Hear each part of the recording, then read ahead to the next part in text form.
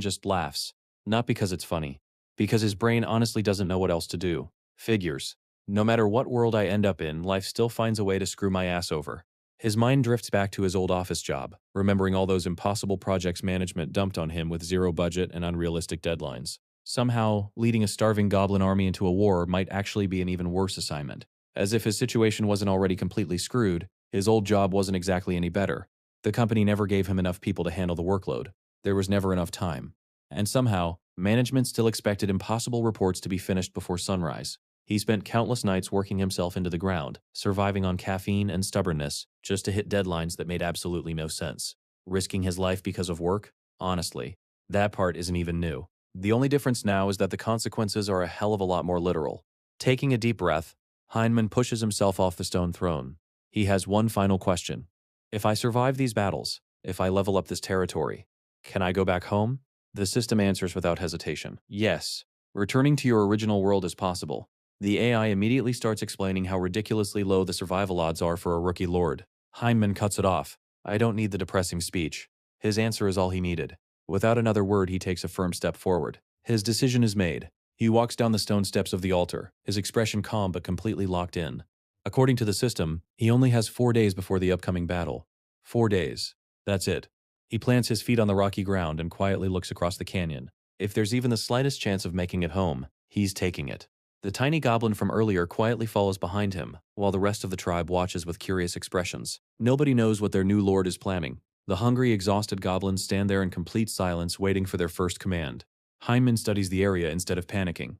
4 days isn't much, but it's enough to build a plan. He clenches his jaw and takes another slow breath. If his brain helped him survive corporate hell, maybe it can keep everyone alive here too. A confident grin slowly spreads across his face. You know, I've seen miracles happen.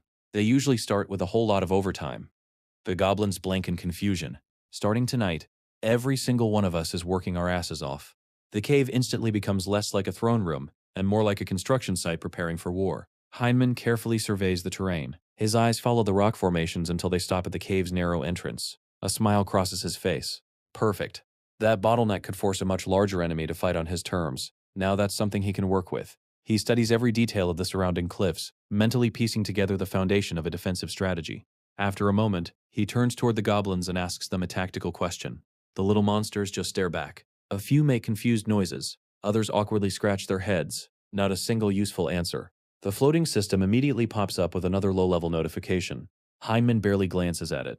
Yeah, shut the fuck up for a second. The screen obediently falls silent. He lets out another slow breath. Looks like he'll have to teach these little bastards everything from scratch. He raises one finger to get everyone's attention. Every goblin immediately goes quiet. Our only shot at surviving is defending that narrow passage with everything we've got.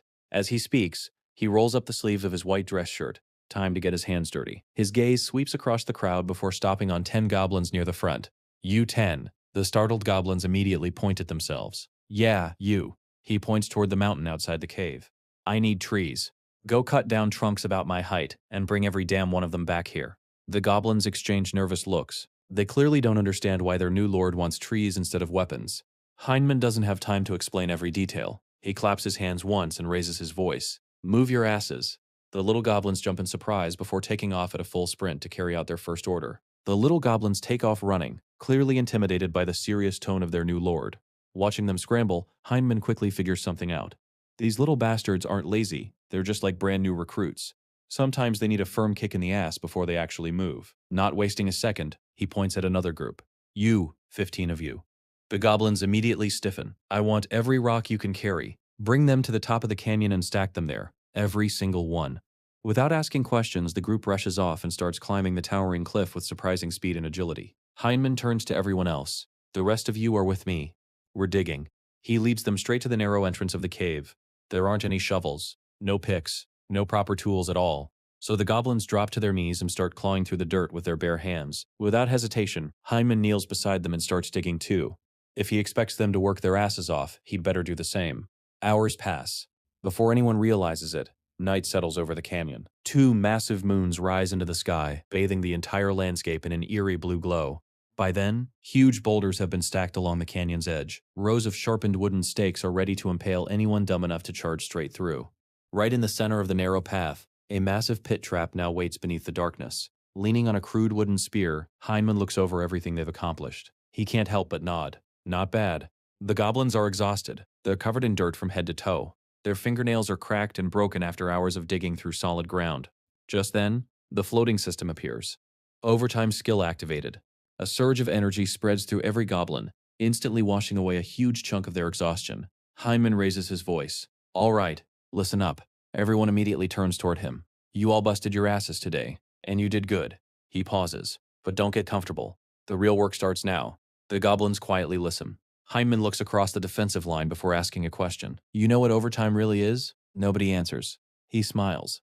It's doing the hard work while the other guys are sleeping. When they finally show up, they'll be fighting the battlefield we built, not the one they wanted. He points toward the traps surrounding the canyon. Every drop of sweat you spilled today is another chance to stay alive tomorrow. The goblins tighten their grips on their crude weapons. Heinemann raises his wooden spear. Now give me a battle cry. The cave instantly fills with excited shouting. Then Heinemann raises a hand. 3 seconds. That's it. Don't waste your damn energy yelling all night.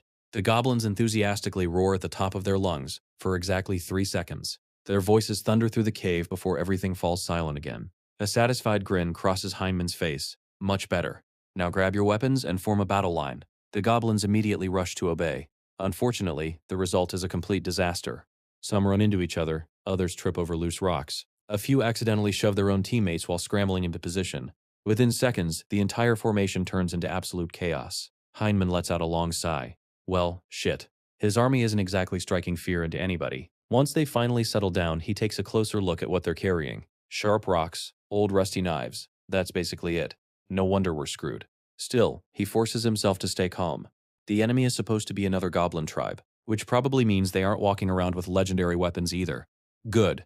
That means this battle won't be decided by who has the bigger sword. It'll come down to strategy. His thoughts drift back to advice he once heard from his former boss. When brute force isn't enough, outthink the problem. That lesson suddenly reminds him of classic military tactics, a compact Roman-style formation. If his goblins couldn't overpower the enemy, maybe they could outfight them through discipline and positioning instead. Heinemann orders the goblins to line up in one perfectly straight row so they can begin basic combat training. The response? Complete chaos. The little bastards have no clue what he's talking about. They keep bumping into each other, wandering out of place, and turning a simple formation into a total train wreck. He lets out a frustrated sigh. Well, this is a fucking disaster. Instead of yelling, he walks over to one goblin and grabs him by the shoulders. You stay right here. The confused little guy freezes in place. Heinemann then moves a second goblin beside him, carefully positioning him shoulder to shoulder with the first. One by one, he physically places every goblin into position until a perfectly straight battle line finally takes shape. He steps back and nods. That's more like it. Looking down the line, he explains exactly what he expects. If you can't feel your buddy's elbow next to yours, you're standing too damn far apart. He picks up his wooden spear and demonstrates the proper stance. Both hands locked firmly on the shaft, feet planted, body balanced, no sloppy bullshit. When I give the order, you move together, you attack together, and nobody breaks formation. He tightens his grip before shouting the first command. Forward! The line surges ahead, for about half a second. One goblin immediately trips over his own feet and crashes face first onto the rocky ground. Ow! The poor little guy groans while everyone else just awkwardly stares at him. Heinemann pinches the bridge of his nose. Seriously?